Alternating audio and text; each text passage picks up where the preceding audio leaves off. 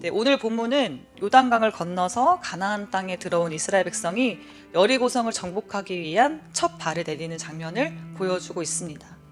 네, 이는 이스라엘의 가나안 정복이 본격적으로 이제 시작되는 장면인데요. 그러나 여리고성을 정복하는 방식은 우리가 흔히 떠올리는 전쟁의 모습과는 다릅니다. 네, 그것은 인간의 전략이나 군사력이 아닌 하나님의 명령을 신뢰하고 따르는 믿음의 전쟁이었기 때문인데요.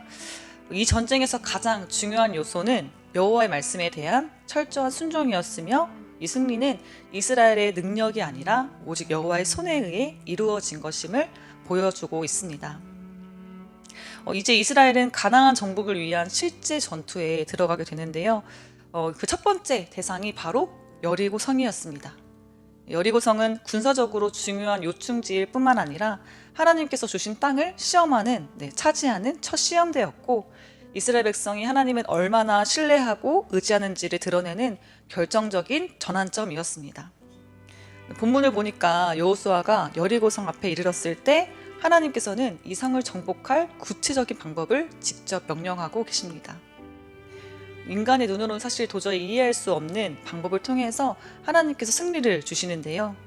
이제 하나님께서 여리고성을 무너뜨리기 위해서 어떤 명령을 주셨는지, 그리고 이스라엘이 그 명령에 순종함으로 어떻게 승리를 경험하게 되었는지를 함께 살펴보도록 하겠습니다. 6장 1절인데요. 우리가 한 목소리로 다시 봉독하도록 하겠습니다. 이스라엘 자손들로 말미암아 여리고는 굳게 닫혔고 출입하는 자가 없더라. 아멘. 여리고성은 단단한 성벽으로 둘러싸여 있었고 성문은 철저히 잠겨 있었고, 그 안에 주민들은 이스라엘을 두려워하고 있었습니다. 이는 이스라엘에게 어떻게 보면 매우 어려운 상황이었는데요. 군사적으로 보면 이 성을 정복하기 위해서는 엄청난 시간이 걸리고 많은 희생이 필요할 것으로 보였습니다. 여호수아와 이스라엘군은 결코 쉽게 이 성을 차지할 수 없었는데요. 그럼에도 불구하고 하나님께서는 이스라엘에게 이미 승리를 보장하셨습니다. 6장 2절에 보니까 하나님은 여호수아에게 이르시죠. 보라, 내가 여리고와 그 왕과 용사들을 내 손에 넘겨주었으니. 하나님께서는 이미 성의 주인인 왕과 군사들을 이스라엘 내 손에 붙여주겠다, 넘겨주겠다라고 선언하고 계신 것입니다. 이 말씀은 단순히 하나님의 전투에서 승리할 것을 예고하는 것이 아니라 그 전쟁의 승패가 이미 하나님 손에 달려있다는 것을 분명히 알리는 것입니다. 하나님은 그래서 이스라엘에게 본문을 보니까 매우 특별한 방법으로 여리고성을 정복할 계획을 알려주시는데요. 여호수아에게 보시면 구체적인 작전 지시를 내리십니다. 첫 번째는 군사들의 역할인데요. 6장 3절에 우리 한번 봉독하도록 하겠습니다. 너희 모든 군사는 그 성을 둘러 성 주위를 매일 한 번씩 돌되 엿새 동안을 그리하라. 군사들은 여리고성을 매일 한 번씩 돌되 6날 동안 계속 돌라는 명령을 받습니다. 성벽을 돌고 나서는 다시 진영으로 돌아오라고 하는데, 본문을 보니까 그 어디에도 그들을 위한 군사적인 공격 준비나 무기나 장비를 준비하라 이런 말들은 요구되지 않습니다. 두 번째는 제사장의 역할인데요. 4절 말씀도 봉독하도록 하겠습니다. 제사장 7은 7 양각 나팔을 잡고 언약궤 앞에서 나아갈 것이요, 7째 날에는 그 성을 7번 돌며 그 제사장들은 나팔을 불 것이며. 아멘. 7 제사장들은 양각 나팔을 불고 언약궤 앞에서 행진해야 했습니다. 나팔 소리가 그들의 전쟁의 신호가 되었는데, 이를 통해 하나님께서는 그 전쟁에 함께 하시며 그 전쟁이 단순한 전쟁이 아니라 하나님의 전쟁임을 상징했습니다. 또 세 번째, 백성들의 역할을 알려주시는데요. 우리가 5절 말씀도 한 목소리를 읽겠습니다. 제사장들이 양각 나팔을 길게 불어 그 나팔 소리가 너희에게 들릴 때에는 백성은 다 큰 소리로 외쳐 부를 것이라. 그리하면 그 성벽이 무너져 내리리니 백성은 각기 앞으로 올라갈지니라 하시니. 아멘. 백성들은 제사장의 나팔 소리를 듣고 큰 소리로 외쳐야 했습니다. 이 외침은 전쟁의 승리를 선포하는 믿음의 선언이라고 볼 수 있습니다. 그들이 이 외침을 통해서 하나님께서 이미 승리를 주셨다라고 고백하는 순간 성벽은 무너질 것이라고 하나님께서는 약속하셨습니다. 우리가 오늘 성경을 쭉 읽어보니까 여호수아와 이스라엘 백성들은 여리고성을 정복하기 위해 군사적인 전략이나 물리적인 힘을 사용하지 않았습니다.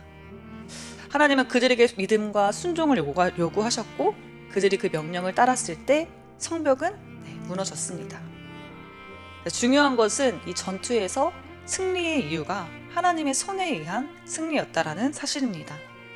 그들의 무기는 단순히 믿음이었고 그들의 승리는 하나님께서 이미 약속하신 대로 이루어진 것입니다. 그렇다면 오늘 말씀을 통해서 우리에게 주시는 울림은 무엇일까요?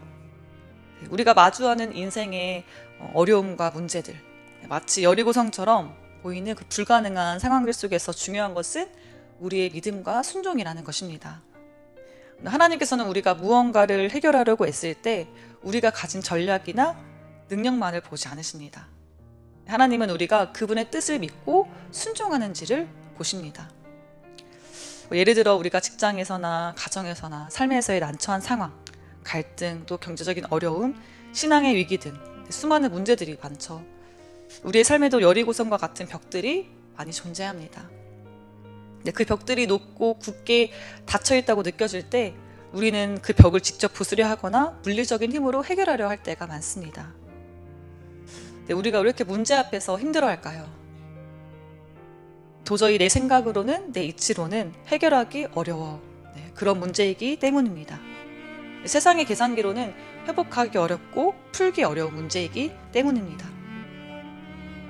제가 한번 최근에 어려움에 있을 때 제 친구 동역자가 문자로 이렇게 말해주더라고요. 영혼아, 너는 혼자 같지만 혼자가 아니야. 저는 그래서 그 문자를 받고서 나 혼자 아니지. 하나님이 함께 하시지. 내가 기도할 때 다 혼자 기도하는 거 아니지. 성령님이 함께 기도해주고 계시지.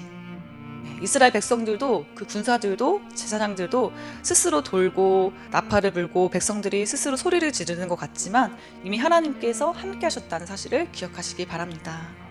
우리가 겪는 인생의 싸움, 여리고성과 같이 그 벽과 같이 높아 보이는 그런 문제들, 혼자 하는 그 싸움이 아니라는 것을 기억하시기 바랍니다. 하나님께서 우리와 함께 하시며 그분이 이끌어 가시면 우리는 반드시 승리할 수 있고 해결할 수 있습니다. 여호수아는 하나님의 명령을 정확히 이행했고 그 명령에 순종했을 때 성벽이 무너졌습니다. 우리의 인생에도 하나님께서 주신 명령에 순종할 때 그 순종이 열매를 맺고 하나님의 승리를 반드시 경험할 수 있게 됩니다. 그리하여서 여리고성처럼 불가능한 문제들 앞에서 하나님께서 이끄시는 대로 그 믿음으로 순종하며 나아가기를 저와 여러분이 되기를 소망합니다. 기도...